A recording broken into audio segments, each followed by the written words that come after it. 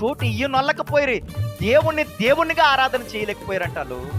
దేవుడు తెలుసు, దేవుని న్యాయవిధులు తెలుసు, దేవుని కట్టడలు తెలుసు, దేవుని ఉద్దేశాలు తెలుసు, దేవుడి కోసం బతకాలనే ఆ ఉద్దేశాలు సమస్తం తెలుసండి. ఇశ్రాయేలు ప్రజలకి సమస్తం తెలుసుండి దేవునిగా ఆరాధన చేయలేదంట. రోమా పత్రిక 1వ అధ్యాయం 6 నుంచి చూస్తే మీకు పూర్తిగా అర్థమవుతుంది. 28 వచ్చిన.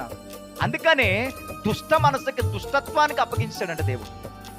అర్థమవుతుందా? అంటే దీనికి అర్థం ఏంటి తెలుసా? వారు దేవునిగా ఆరాధన చేయట్లేదంట. వారు జ్ఞానవంతులని అనుకుని అజ్ఞానంలోకి వెళ్ళిపోయారంట. చాలా మంది ఏం చేస్తారు తెలుసా? దేవుడి దగ్గరికి వచ్చి వారు జ్ఞానులు అయిపోతారు, అజ్ఞానులు అయిపోతారు, ఇది తెలియదు. కానీ దేవుడి దగ్గరికి రాకన్నా మానేస్తారండి.